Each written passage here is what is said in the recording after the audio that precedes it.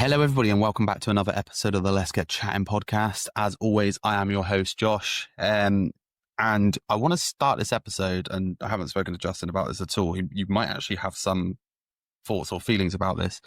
I did an episode last week, just expressing sort of the whole Charlie Kirk situation. I'm sure you're aware of it and seen it and whatnot. And the reason I bring it up again is because there's lots of people like me who have had since that, whatever political stance you take, I don't care. I don't talk about politics on here, but a lot of people seem to have this pull. It's like serious, like heartstring pull to do something. And it's just, something I want to put out there and let people know like they're not alone, because there's so many people who are saying this and people are like, what the hell's going on? But it's not just you, like I feel it too. And so, if you are listening, you are not alone. That being said, I don't want to talk politics or anything like that. We're here to talk about Justin. So Justin, I've got a little introduction for you. I'm going to read it out and you can tell me how you feel about it. Then we'll go through it. So Justin, it seems like, has gone through a bit of like hell and back. Former stand-up comedian who's battled substance abuse, PTSD, depression, anxiety, spent decades stuck in what you would call a sick care system. I'll know what that means in a second. But obviously after years of like chaos and addiction, you had what you'd say is a spiritual awakening. And it's led you to write a book, Sourcery 101, 13 Rungs to a Higher Elevation of Consciousness. You call yourself a mystical comedian, a little bit Deepak and a little bit Tupac. Again, I do want to know what that means in a second. But your mission is to help people with trauma reclaim their self-worth and rise out of what you would call spiritual bankruptcy. That's about right? Yeah, that's completely accurate. Yep, for sure. Well, welcome on. I always like to start these episodes as ask about your childhood and tell us a bit about you, where you grew up, how your upbringing was. Because the only reason I ask is a lot of people who go through these struggles, sometimes it's like a bit of childhood trauma, that sort of thing. But then there is also a lot of people who have like the most normal, perfect childhood.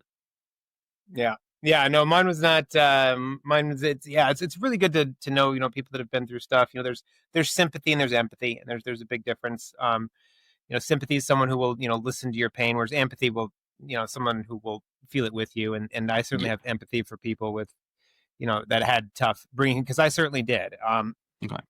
So my childhood, there's capital T trauma and there's lower T trauma. And there's a big difference between the two. So capital T trauma is kind of these knee-jerk, abusive situations. Someone might have been sexually molested and might have been, physically abused. These are like, knee-jerking events. Yeah, like knee-jerking events. But then there's this lower T trauma, and that's what I went through. And that's kind of like the slow burn kind of emotional neglect. I grew up in a household that, it was just me and my mom. My dad was around when he was younger, but it was just a terrible relationship. So they were much, much older when they had me. So they were already married for 20 years. And, by the time I came along, the crack in the marriage kind of morphed into a canyon. So it just was not a good relationship. Shocked it lasted long as it did. But it did. But both of my parents, they just they just kind of live this an emotional vacuum. They're just not emotional people. So that, the word love is not mentioned. They're not huggy people. They just, anything approaching vulnerability is not discussed in my household. So anything, like, what do you want to do with your life? To anything like, stay away from drugs, here's the sex. It's just not mentioned at all. Like, similar to me, to be honest. Yeah. And even saying things like, like you're important or loved or you're safe. These are things that children need to be told. And I just wasn't told. So, she did the best job she could, and she had her own issues. Most of my memories growing up were just kind of alone in my room. She was alone in her room. She was physically present, just emotionally absent. So, there was just a lot of, I just grew up in front of a TV, video games, and the pop culture of the time period, kind of that, late 80s, early 90s, whatever was around in the movies and the TV shows, SNL and the goofy movies of the time, and, Jim Carrey and Adam Sandler. And this is my childhood. So, that just led to, when a child isn't told by an authoritative figure that they're loved and important and cared for. They're going to look to the world for, love, 100%. validation. And the world is always going to tell them they're not loved, they're not safe, they're not cared for. And that's what happened with me. So these beliefs were placed into my psyche, my subconscious, at a very young age. And so I kind of grew up in high school and college, and that's when the drugs came in, because Okay. comedy took away my pain as a child, and making people laugh. I made my Yeah. mom laugh. She was depressed a lot of the time, so I'd make her laugh. I'd do voices. I'd see imitations of people and be able to like pull off the voice really well, and I'd make her laugh. And Oh, so that made nice. me feel good. And I made my friends laugh, and so it was something I took on. It was like, okay, oh, this makes my It's a pain go away. great feeling. It's a This is great great. feeling, isn't it? Yeah. Yeah. So that was kind of that started, and food was another one. I'd say food was another one I hid behind as well. But comedy, I hid all my emotions behind comedy and food. And as I grew older, that turned to that the comedy was still around, but the food kind of morphed into more of drugs and alcohol Okay. Okay. in the teenage years. And that's when things really started getting out of hand, because that's the chains of addiction are too weak to notice until they're too strong to break. Yeah. And Yeah. so that's what happened. And it was like all of a sudden now I'm in my 20s, and I got through college, squeaked by somehow, but had no I was like, I want to be a comedian. So I moved to LA, and that's when things got Yeah. really tough and bad. And that's kind of when I fell into, there were some nights on park benches, there was rehabs and halfway houses, and, a few nights in jail. Deep And into it, like. enough of that. And hopefully that, that'll wake someone up. And that's kind of what it did. And that's when my healing journey started, was really in my late 20s, and there was some stuff in there, but that was really kind of my childhood through my Okay. 20s. So with regards to like the comedy and things, did you find you were joking around about stuff that was what it was affecting you / hurting you at all? Yeah, I mean, that's how I dealt with everything, and that's Yeah. how it was through comedy and kind of making everything was a joke, and that's what I hid behind. Comedy is an amazing thing, and there's my book has just it's loaded with comedy and humor, because I believe there's a lot of healing in humor and comedy. 100%. Yeah. And so I made this book funny. Like, I made it, all my journeys, and there's some really funny stories in there about my days in rehab. I start the book off with I was in rehab with the rapper DMX for a couple days. Oh, And wow. I just, and I make that really funny. Like, and so that's how I start the book, to try to get people laughing and at ease. And what was that like? That was an experience. Were you like, what? Were you starstruck? Like, what the fuck? Or oh yeah. Yeah. No, he moved from New York to Scottsdale, which is where I'm from, Scottsdale, Arizona. He was trying to get away from his old life and get away from that life. Yeah. Well, unfortunately, wherever you go, there you are. So he didn't understand any of this that I'm talking about, this kind of subconscious programming, and how it's when you've been programmed for failure, you're gonna fail even when you're successful. The fame will fuck you up anyway, won't it? Like, yeah. And if you're programmed for failure, you're gonna lose it all. And that's exactly, unfortunately, what happened with him. And he's this was in 2010, and it was kind of my second rehab experience. Things were going well, but he's passed on since then. He lost the battle. His trauma won. Rest in peace to DMX, man. Like, musician and films, he was fucking. I used to. There was a film he was in. I think it was like Cradle to the Grave or something. Fucking. Oh, amazing. And he was such a nice person, and genuine, and he was so talented. And there's some really funny stories, and I will get into all but there's some just funny stories, and having these conversations with him, and it's just, so it was just a really funny way to start the book and get people off, just kind of.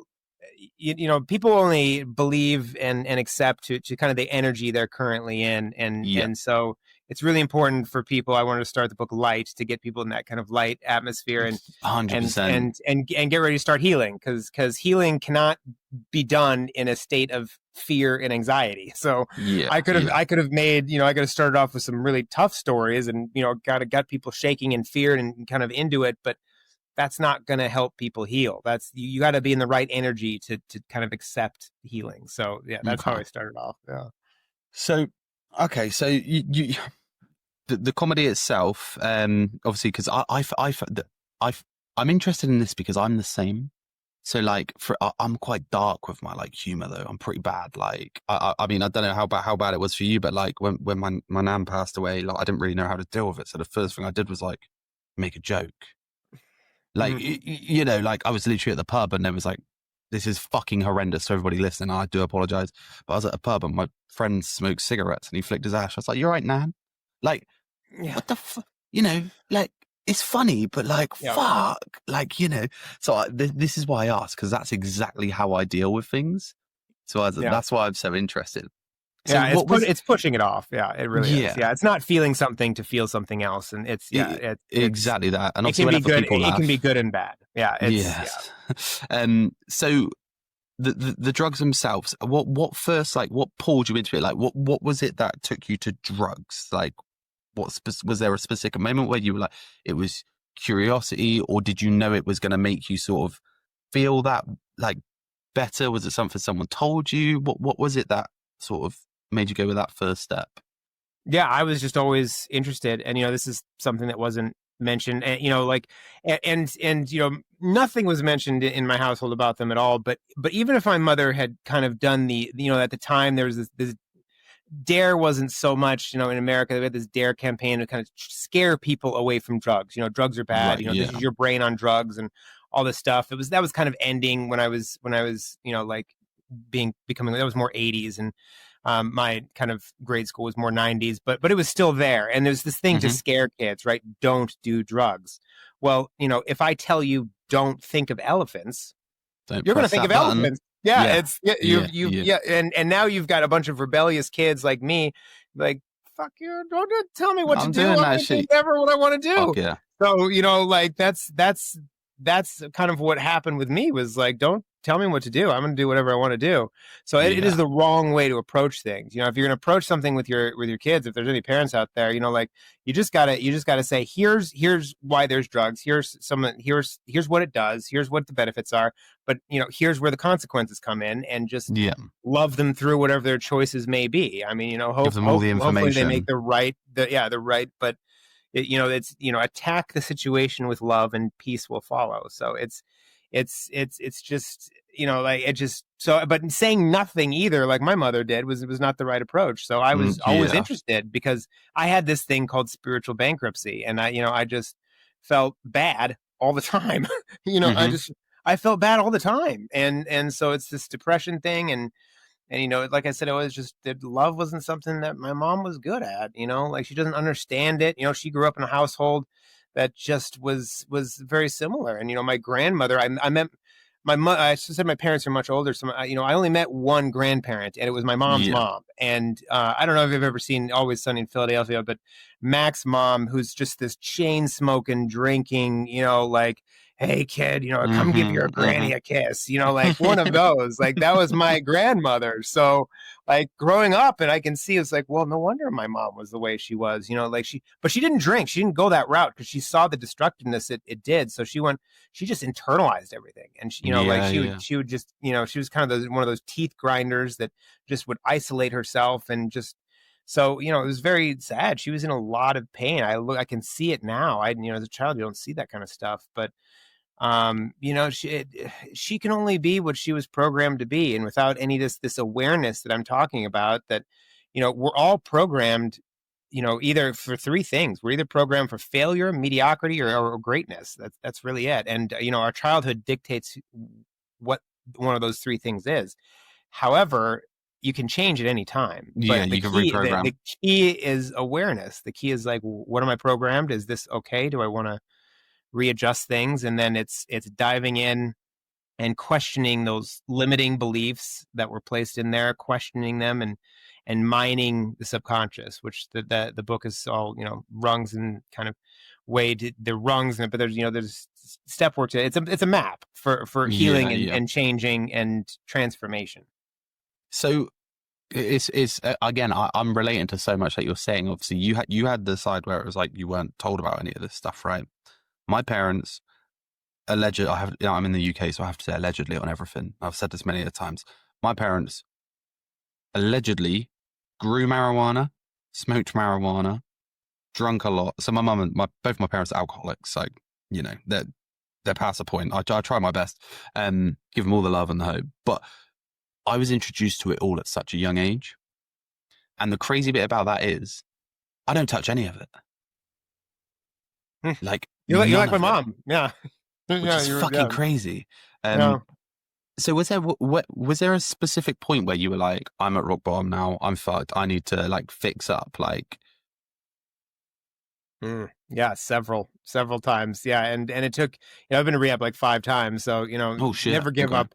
Never give up on someone. Like if one time doesn't work, just keep going at it, and like eventually, if they, hopefully something works, and it's up to them. Again, you have to love them through everything, but there were definitely times, obviously, the first time through the first rehab, it was, I had been to rock bottom at that before, spending nights that, I was on a park bench for a week.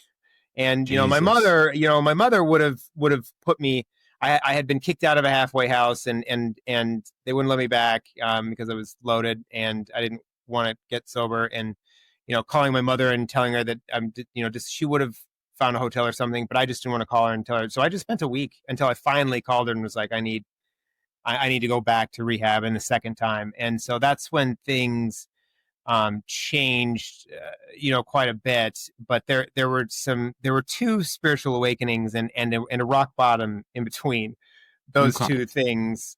So you want me to get into that? I can kind of get into that a little bit. What I like to ask people is like, I like to ask people what they feel, or if they can describe a spiritual awakening. Yeah, I can just, I get pretty well. So, the second spiritual awakening, that's the one that kind of took over. There was a first one that was just, it was just this kind of tinge, and there was just like a little bit, and it was kind of the Christian route. I kind of went the Christian route and did the whole, thing of, go to church, and Christianity for me ended up being, this is for me, everyone's different, but for me, it ended up being just this really pretty, amazing mansion, right? Like this, it's really amazing. It's like 18 rooms and 17 bathrooms. There's a game room, and there's a basketball court, and there's, wow, this is really great. But you're secluded in the mansion.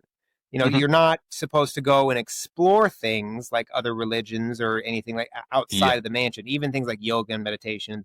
These are kind of taboo things for Christians. And so I realized, when my mom was pronounced terminally ill, and so it was a whole year of watching her die, her mind kind of die and her body die, and it was just this traumatic year. But what made it worse was, this idea that she was going to hell because she wasn't a Christian, she didn't go to church, and so that was programmed into me. So that whole thing really made me question things, because I realized this beautiful mansion with all these bedrooms is built on this cracked foundation of fear and judgment. And a lot of times it crumbled around me, this whole mansion. And so I just knew there was something else. So that's when I started looking out, and I started exploring outside the mansion and realizing that it's beautiful outside the mansion. They tell you that there's a zombie apocalypse up there and you don't want to go outside the mansion, right? That's what they tell you, like you don't want to leave the mansion because it's just death and destruction and nuclear holocaust, and there's dead bodies everywhere. So, so it's fear, right? It's fear. And but finally, like once the mansion starts crumbling, you have no choice but to be like, there's got to be something better than this, because there's no way my mom is burning in hell. I'm sorry. She had her issues, but she was a sweet lady, and that's bullshit. So I put my foot down and started, looking into yoga and meditation, these things you're not supposed to look into, and finding peace in that. And so I instead of seeing a pastor, I went to a shaman, and the shaman showed me how to meditate, and started telling me things about kind of the things that I had never heard before, and these kind of more spiritual concepts that borrowing from all religions without anchoring to any certain one. And I loved that, and I loved taking all these teachings and looking into Buddhism and like all of it. And so once I started opening that, and I started questioning my beliefs, my belief system, and that is what opened me up to my first bliss attack. And it's the best way I can explain it, is a bliss attack. And what is a bliss attack, just for the listeners? Because even for me, actually. No, it was something. I had no idea where this came from. I was sober at the time, after my first one. There was still a couple years that I kind of struggled back and forth. But I realized that, at the time I was 3 or 4 weeks sober. So it wasn't drugs. It had nothing to do with drugs. I had just left the gym. I was stretching at home, and this wave of love came over me. Just this complete wave of love. And it was just the most amazing experience. And it was 3 hours of this. And at the same time, I'm feeling this incredible feeling of love. I'm getting kind of downloads and realizing that I had spent my entire life in airplane mode. And so, when you're, a phone perpetually in airplane mode is not living up to its potential. And, you can play some games on it and music and stuff like that. But, like if you're not getting any texts or calls, it's not living up to its potential. And that's what I realized was happening with me. And I realized that most of society is in airplane mode. Children are off airplane mode, but sometime around 7, 8, 9, and they start listening to society, and airplane mode gets turned on. But you can turn it off. And once you turn it off once, it stays off. And so that's what I realized I wanted. I was like, I have to get my act together and start writing about this and come up with a system of how people can get off airplane mode. Do you think that's what kept you sober? Yeah. No, and I even struggled a little bit because I kind of, for about a year or two, and this was over 4 years ago, for I just kind of I was trying to turn airplane mode back on, but you can't. That the phone doesn't stop ringing. And, I had this vision placed inside of me, and the phone just kept ringing as I was just not answering it. I was just not answering it. So I wasn't ready. And all of a sudden I was. And so, I went through a lot of capital T traumas in adulthood around this time. And, I had an issue with the fiance, and she took off with our son, and I haven't seen him for 3 years. She moved across the country and can't find her. So, it's these kind of things that bring us to our knees, and it just creates this, this desperation that, I just kind of, I went up to Sedona at the time, which is a big vortex here, and a big energy center. And I just kind of, sat there and meditated, and, I just kind of talked to this force, and, you said, things really aren't going so well for me right now. And I need direction. I need guidance. I was placing my intentions. What year was this? This was 22. 22. So, okay, cool. Yeah, or early 23. Yeah, early 23. The reason and that's when things really started changing. The reason I ask is because obviously a lot of people during COVID had their their spiritual awakenings and whatnot. Mm-hmm. That's the reason I ask. A lot of this happened through lockdowns and whatnot for most people. Sorry, carry on. That added to my bottom. COVID did. There was no big. There was an awakening after that, that whole thing. But in early 21 is when the first awakening happened, and then I struggled for a couple of years, had these traumas happen, and then in 23 is when the book came in, and my vision came in, and I truly got sober, and that all happened. But it's just there's a presence around us, and source energy is. The book is called Sourcery, and I spell it with a U because it's not about, hooded robes and, Eye of Newt and, Gandalf. Although that stuff is kind of fun. It's very fun. But and if you like that stuff and want to be at that level, you have to start with this Sourcery, which is spelled with a U. This is real magic. This is the real, changing the inside and getting your energy better. And so, it's about. So source energy that I put in there, Sourcery with a U. Source energy is like explaining water to a fish, which if you think about that, it's difficult to do. If it surrounds you, you're alive, you breathe because everything that you are is because of water, and the fish still wouldn't get it. The fish would be, I don't know what you're talking about. A fish's concept of water, what is that? They just kind of move. They don't understand. They're not going to understand water. So that's what this whole mission is try to get people to understand this energy field better, the unified field, the quantum field, and you can tap into it like a keg, and that's how the book came to be. It was just this ancient wisdom that's been around since the beginning of time that got filtered through my experiences, my subconscious, my humor, and that's what came out. What made Jesus such an effective teacher was that the parables he used, and he was able to explain this force in things of the people of the time that really could relate to it.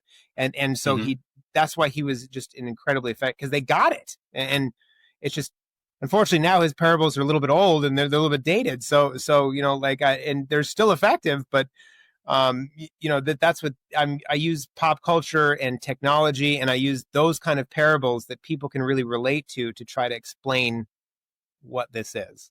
Yeah. What before, because I want to know all about that, because you're talking to a complete novice and all this sort of stuff, so this is great.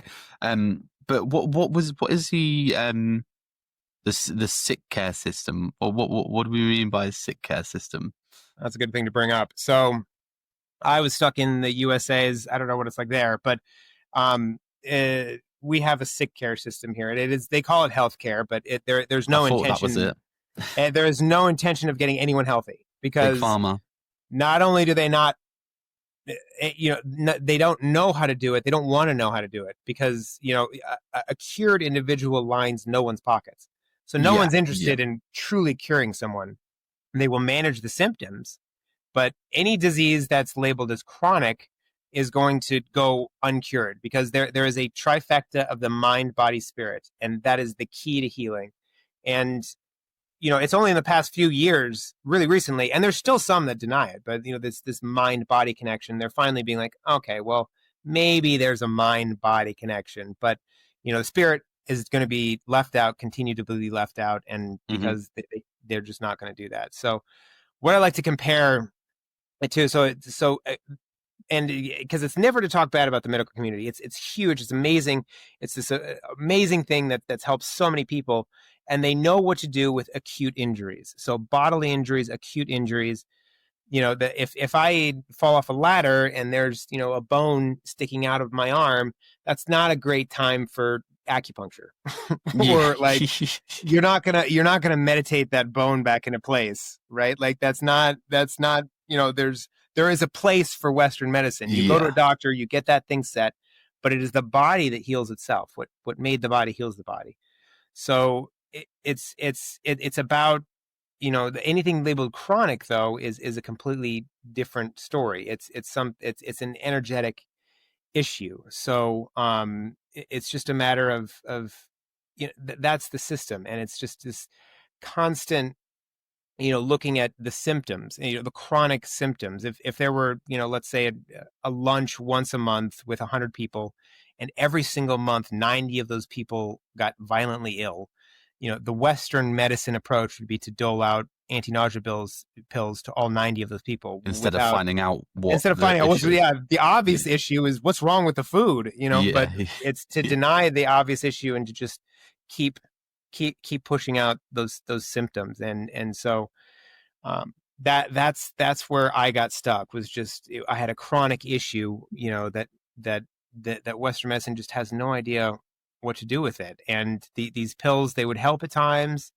but whether they helped or didn't help, there was always side effects that went with them all the time. And it's like antidepressant tablets, side effects may cause suicidal thoughts.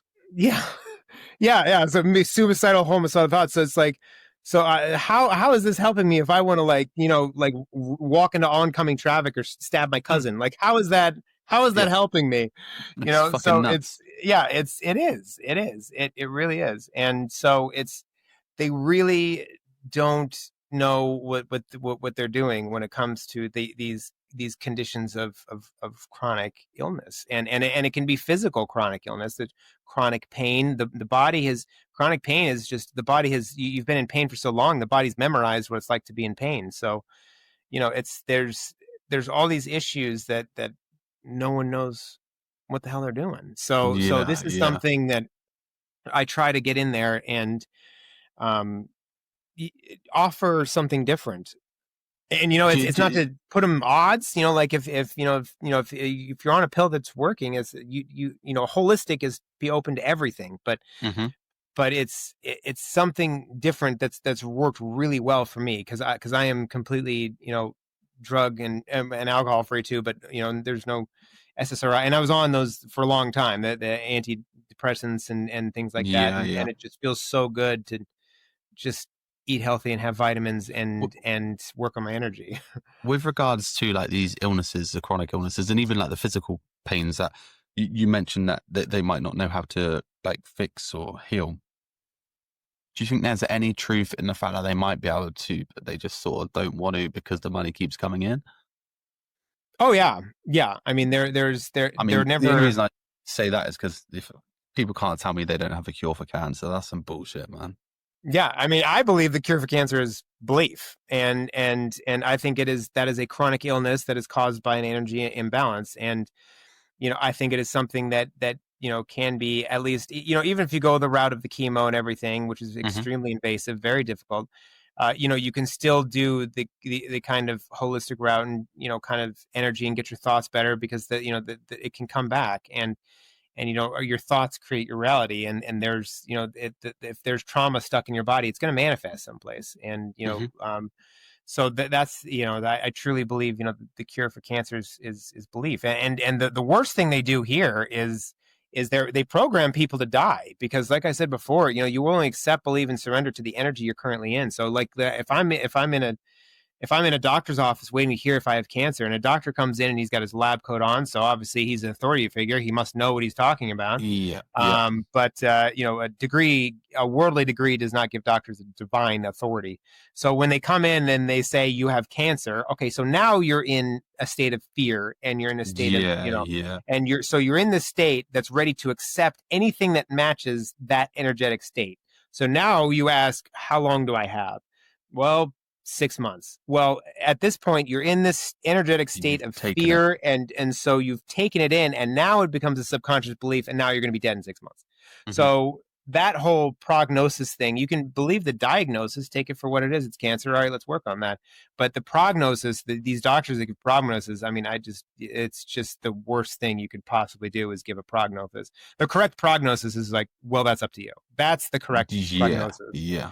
because the people that overcome these cancer situations go on to live 30 more years cancer free. Those are sorcerers right there. Those are real Hmm. life sorcerers that do not. They're like, no, I don't agree with you. I do not believe I have 9 months to live. I will show you. And those people are true sorcerers and rock You stars. do find that the most of the people who get past that are like really strong minded, strong mentally, and all that sort of thing. So that would really add up. Did you try anything else to like get sober, or like, and if it was there anything else like the whole like AA, any of this sort of stuff? Was that anything you tried? Oh, sure. Yeah. When I first got sober, that Christianity and AA go, it's like peanut butter and jelly, because essentially AA is disguised Christianity. They just disguise it to, but there's a lot of things in there that are very, AA is a very rigid thing. You have to Hmm. give in to this idea that you're It's like a powerless, cult. and it is, yeah, it's this very rigid, and I don't blame, Bill Wilson is the guy who started AA, and I don't blame him at all, because if you think about 1930s America, there, he knew alcoholism is a spiritual problem that required a spiritual answer, which he was Yeah, completely correct on.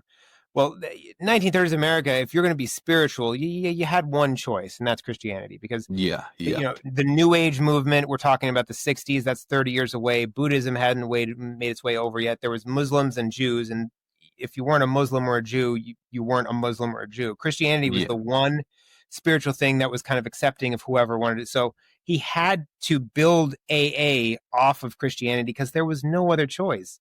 So, I believe if he were alive today and starting something different, I believe it would look more like this.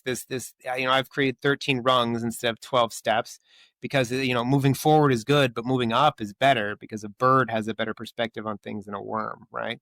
So, Hell yeah. that's I like that. that's where I went with it, was like I remembered the 12 steps, and I made mine very fluid. Some are there. It's a very fluid thing. Go back and forth. There's no the 12 steps are step 1, step 2, step 3, step 4. Mm, This isn't anything like that. They're fluid. You move through them. You pay attention to one. Some may come easier. The level of importance of one could be easier for some, and then others might need closer attention. So yeah, I took I took my time there, and AA can work. It's just there were some things I have against it, and labeling yourself as an alcoholic or an addict, constantly doing that, Oh, that is sucks. programming it into your mind that all you are, I am an alcoholic. I am is the greatest statement you could possibly make, and you are limiting everything that you are to your worst trait. And so it's just, and I would go into meetings, and I'm an alcoholic. When was the last time you had a drink? 20 years ago? No, you're not. Yeah, that's like me walking into every room and being like, "Hi, I'm Josh. I'm ginger." No one. Yeah, Fuck. yeah, no, like labeling yourself is that you're keeping yourself limited and stuck, and like people are so much more. I believe, and that there's this separation of man and God, but there is no separation. I believe man is God, and so like a slice of pizza is still pizza, isn't it? So it's so there's some issues I have with it. I love the community of it, and I would never say don't go, because there is a community atmosphere to it that is really important. I really hope there's more, there can be more meetings that are more inclusive, because AA is extremely what do you call it?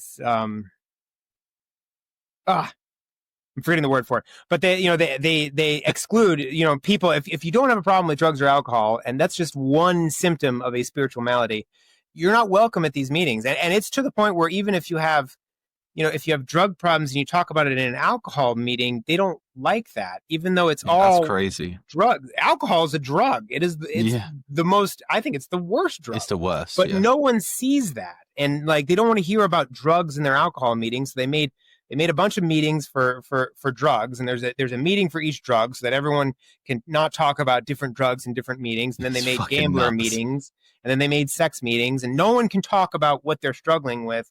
You have to go to these meetings. You can't just. So that's what the Sourcery thing is, like, just eliminates that.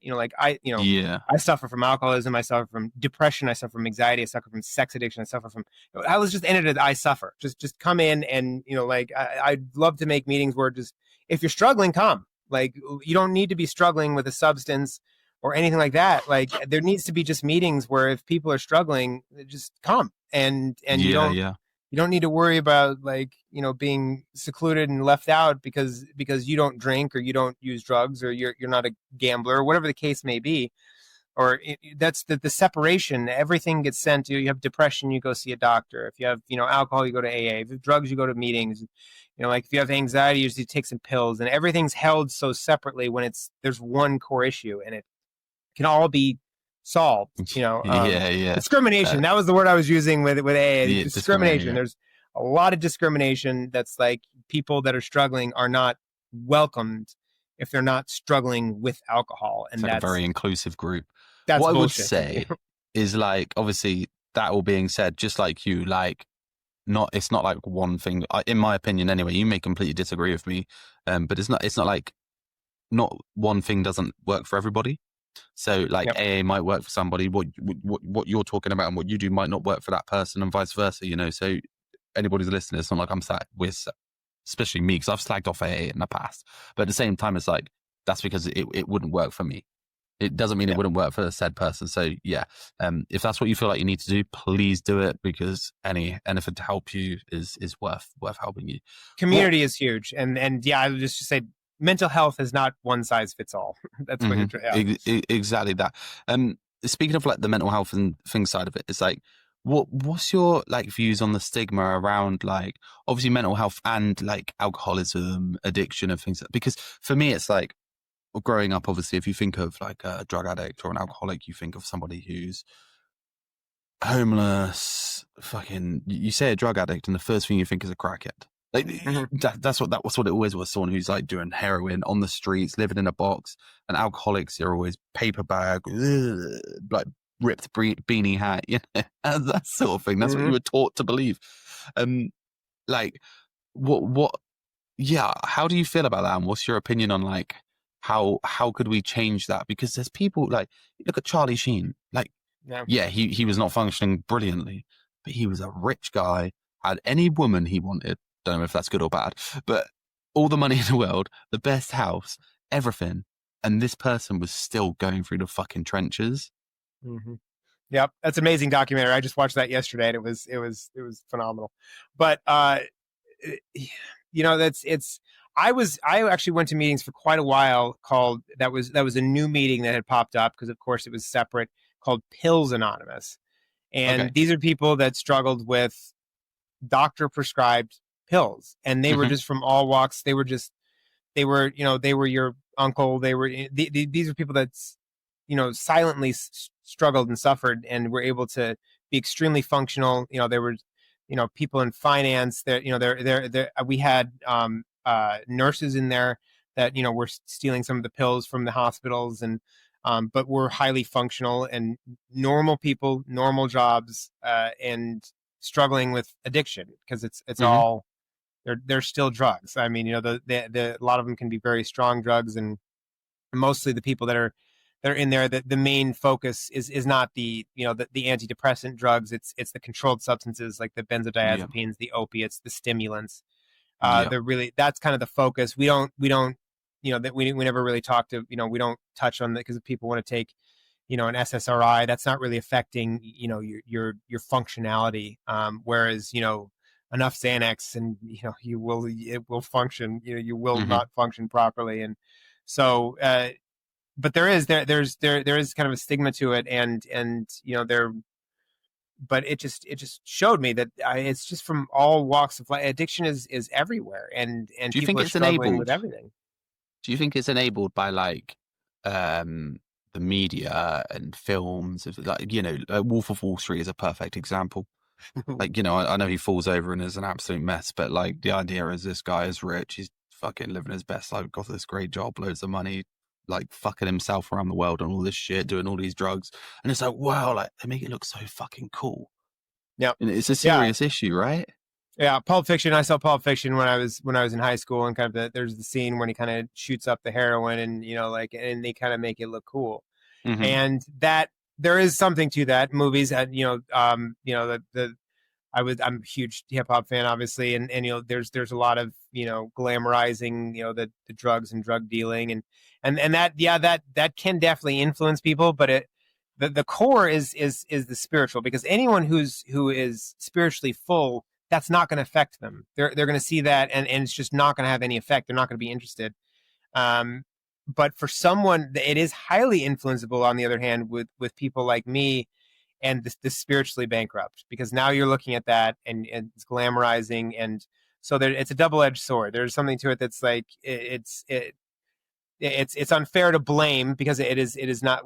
What to blame is the spiritual bankruptcy of someone taking that, and or the violent video games, and saying that it makes people shoot people. Well, anyone who's in a good spiritual place can play Grand Theft Auto without going to steal a car. Yeah, yeah. Like it's like, and so there's it's two ways. It's, you can't completely blame it, but also there is an influence to it for anyone that's struggling and in that spiritual bankrupt place, that sees these movies or video games, and yeah, it does have an influence, because then you're already in this place like, oh, that might make me feel better. That looks like a Hmm. rush. That would, and so then it gets the thoughts going, and so it can have an effect. But the real issue is not the movies, video games, and music. It is, again, spiritual bankruptcy. And spiritual bankruptcy, obviously, it's pretty self-explanatory, right? You got no, you're out of like, you've got no sort of, you haven't had a spiritual awakening. You've got nothing. There's nothing in that sort of side of it. You're not doing any of the meditation, any of that either. So you're basically just flatlined from that sense of it, right? Mm-hmm. Yep. Yeah. Yeah. It's just, yeah. There's an emptiness, the void. You're feeling your void. You're kind of so-called God hole with things of the world. There's the illusionary things of the world that you think make you feel better for a time, but they never truly fulfill you. Pleasure. There's pleasure, there's happiness, and there's joy. So what I'm after for people is joy, Hmm. and happiness chasers. They're everywhere. Happiness is all over the world. And there's nothing wrong with it. If you like to, there's that happiness can be found in food, sex, drugs, exercise. Happiness can be found, sports, and watching sports. It can be found anywhere, and there's nothing inherently wrong with it. What happens is the attachment to that thing is what causes the suffering. So the drugs aren't causing the suffering; it's the attachment to the drugs that's causing the suffering. So Yeah. so joy, happiness chasers, we see them all over the place. And if you wonder if you're a happiness chaser, you have joy, are you experiencing peace and joy in between the things that are kind of making you happy? And that's Right. what I'm after. There's a peace and a joy that I found that I have all the time. I'm not happy all the time, but there's a joy that, and a peace that everything is okay in this moment. And for someone who's struggled with anxiety and panic attacks, and that's huge. So there's a huge difference in between the two. So I'm trying to get people kind of less happiness chasing and more filled with joy. But joy takes work. So joy is avoiding the pleasures, especially if you have healing to do. I always recommend to people, give it a year without, because we can't heal while numb. You can't. So if you're drinking and maybe it's even you're just a weekend warrior and you go to work during the week, you don't drink, I don't have a problem with it, I go hard on the weekends. Well, you're still avoiding something. So and it's not to say you need to stop drinking forever. Maybe like after that year, and you go through every single day of that year without running from pain, you've done a lot of progress in yourself. You can maybe go back to it or whatever, but we can't heal while numb. So it is extremely important that you put your happiness chasing, whatever everyone's got a thing, and the phone is the biggest thing. Oh, it's the biggest, that's the biggest pain, the pain ducker with the phones. And you can't completely stop the phone, but you can definitely regulate it. And one of the things I did was and not everyone can do this, I understand. But I just deleted all my social media for a couple of years, and just to get completely off of it. Yeah, I've recently got back on Instagram because now that I'm kind of out there in the book and everything, but I've only gotten on Instagram because I know Instagram is owned by Facebook, but I hate Facebook. Oh, and I don't like, and they're just awful. I hate it. And I have like PTSD from Facebook. I was on Facebook back when you needed like a college email to get on Facebook. I mean, I was on Facebook for like 15 years. And I have Facebook PTSD because of it. So I'm not ever going to get back on Facebook, but at least I have Instagram because it feels different. And there's good and bad. You cannot label something as good or bad. It can be used for good, and it can be used for bad. But 100%. But to get off and to do that healing, you have to be able to. And the phone is the easiest pain ducker. You just pick it up and you start. So if you're trying to heal and the phone is your pain ducker, set times. And like maybe you want to be on it for 15 minutes. So like, okay, all right, then you're done. And you can kind of peruse the news and catch up on things in 15 or 20 minutes and then stop. But some people, if they're not, I'm bad for that. I'm bad for it. I'll be honest. It's tough. For this, I need everything. With regards to, so you talk about being spiritually bankrupt. Can you give because obviously we've been through you've spoken about all the the traumas, PTSDs, alcoholism, addiction, all that. Now I want to sort of take it on a positive light. What if someone feels like they are spiritually bankrupt, or they're stuck in a little bit of a lull or a doldrum, whatnot? How would you unbankrupt yourself is what I guess I'm trying to say. Where would you start? How would you start the process of having it? I know you can't force awakenings, but where would the process start? Well, the book is a map. Reading your book. So yeah. It's not just to even buy. If you can't afford it, you can email me and I'll send you a free ebook or like the PDF or something. So that's awesome. I want to get it out there and just start the healing. And it's a map. It's a map. Mm-hmm. But in the book, the first rung is shadow work, and it's the first rung for a reason. They're not necessarily in an order, but it's really important to start with that. And the second rung is a call for inaction, which is meditation. And so those two are the best, and they kind of go hand in hand together, because to kind of get at your shadow, you have to mine the subconscious. And the shadow, you said earlier that I'm a little bit Deepak and a little bit Tupac. Well, this is a good example. This is so we're all a little. Deepak is kind of the sorcerer, like the divine aspect, and Tupac is the shadow and the reactionary. So the sorcerer responds and the shadow reacts. And so that's the big difference between the two of them. And we're all both, and we shift between both. And some people, the shadow is in 3 positions. So the shadow can be driving your car, it can be in the passenger seat, or where you want it is in the back seat. Because if it's driving your car, it's always going to drive off a cliff. It's not going to drive. It's always going to drive off the cliff. And these are people that, and my shadows have been each position throughout my life. And these are people that can't function in society. They're on the street. They can't get a job. They can't hold down a part. Their shadow is driving the car, and it is destroying their life. Then the shadow for me moved into the passenger seat, but a passenger thing is still pretty involved. There's still, the conversation is there. There's still a lot. So the shadow in that case, I was not holding down relationships well. I wasn't understanding people very well. I was functional. I could hold down a job and I could have an apartment, but my relationships with people were a complete mess because the shadow was still chirping away in that devil passenger on your shoulder seat. sort of thing. Yeah. And in the last, couple of years, now it's moved into the back seat because you can't kick it out of the car. It's part of who we are.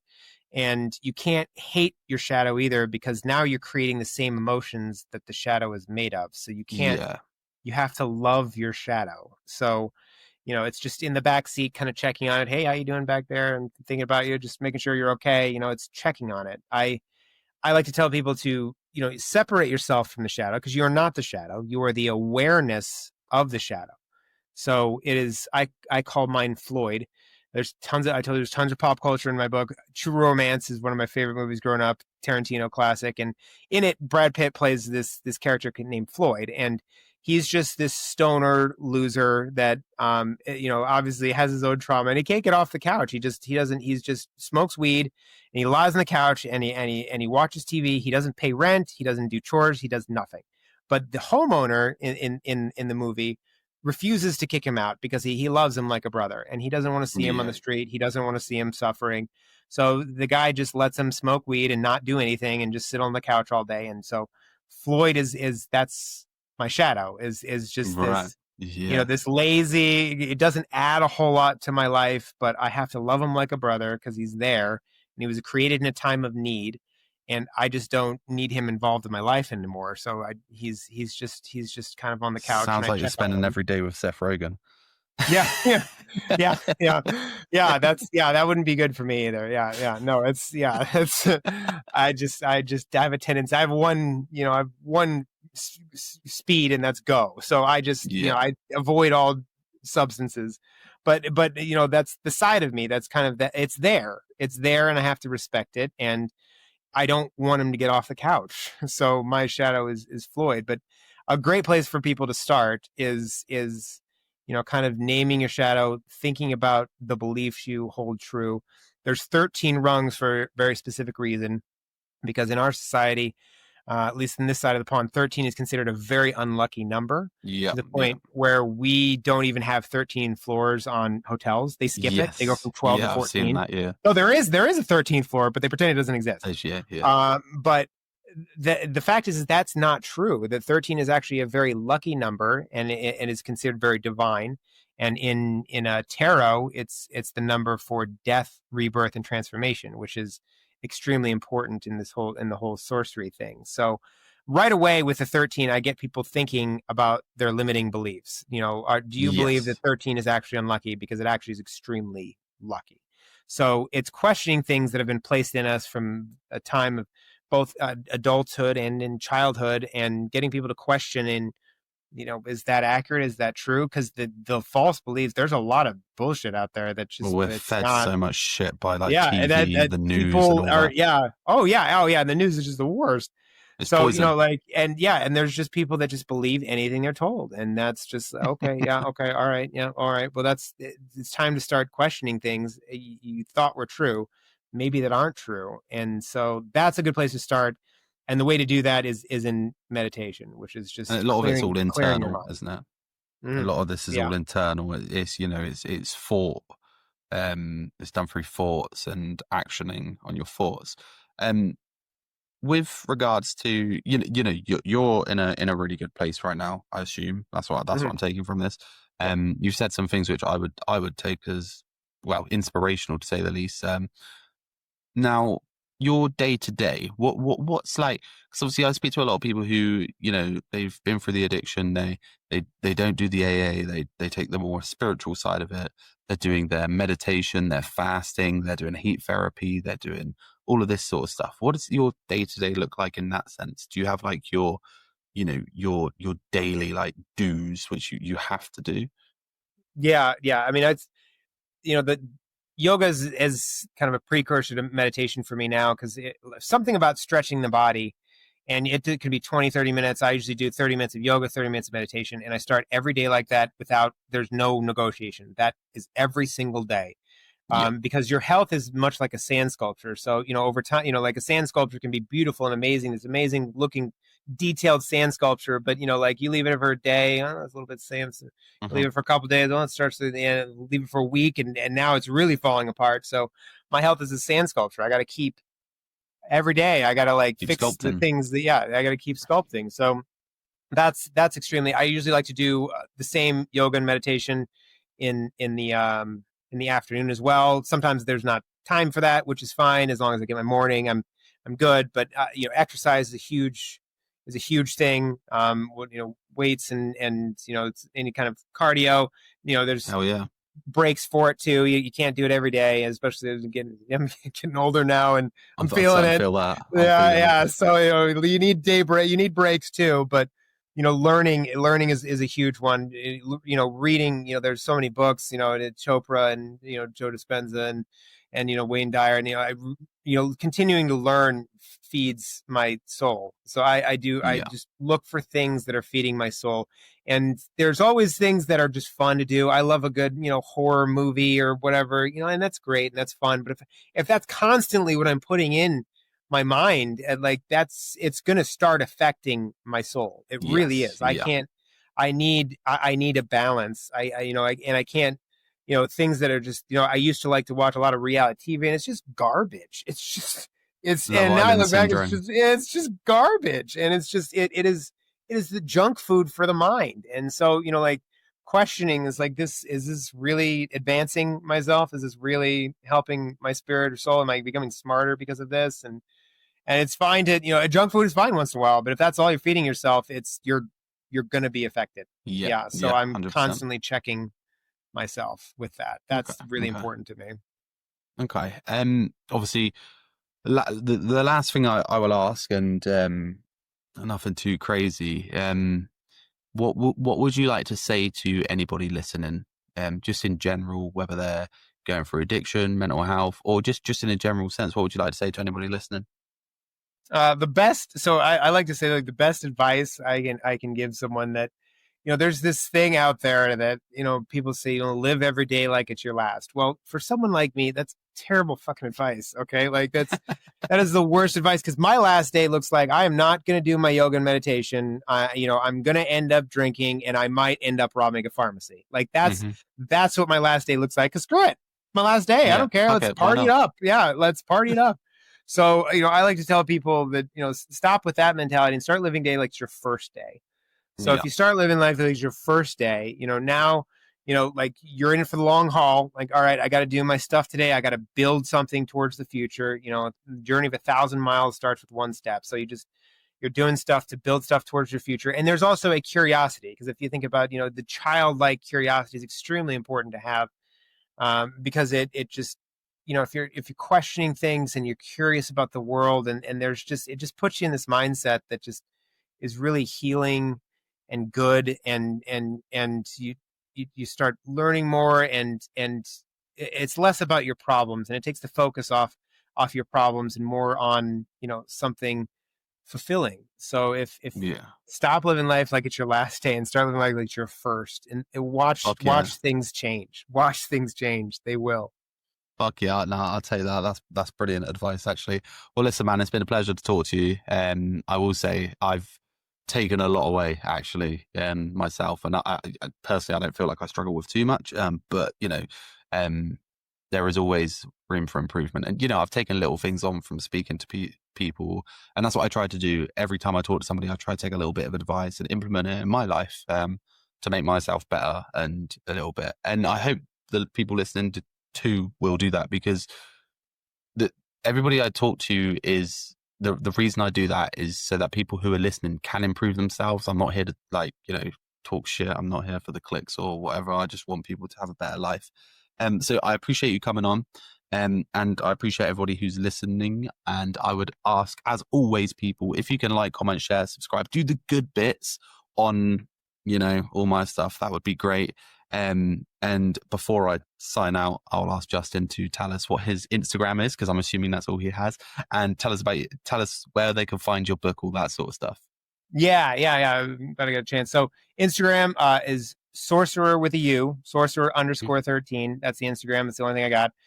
Email, if you want to copy the book, I will gladly send you one for free, because like I said, I want to get it out. And that's sorcerer13@gmail, no underscore. And the website is Awaken the Sorcerer, all with the U.com, awakenthesorcerer.com. And the book, Sourcery 101, is on Amazon and wherever books are sold. And the audio just came out yesterday. So it's on Audible. Really? Yeah, which is really fun because That's because good I get for me. Yeah, it's on Audible now. I think you just search my name, like Justin L. Shaw, maybe it'll come up. But it's really fun because I get to tell my own jokes in the book, and I do my voices it's a lot for people to read a book, but an audio you can listen to in the car or walking a dog or whatever. Yeah. So it was really important for me to get the audio. So that's out now too. I think it's on Spotify too, but Audible and you can get on the website. So those are all awesome. Those are all ways to get hold of me. I'll put all of that in the bio as well. Awesome. And audiobooks, obviously time wise, people just don't have the time to sit down and read these days. So audiobook for me is fucking perfect. So that's amazing. Yep. I'm going to check that out. Yeah. Oh, it's funny. And like I say, people, I will sign off as I always sign off. And if you see one of your friends or anybody in the street, and you always go up to them and say, "How are you?" Just fucking mean it, because you don't know what they could be going through that day. You don't know what's happened. So if you ask them, "How are you?" and actually mean it and generate a response, you could change that person's day or their life. Thanks for listening. Love you all. Peace.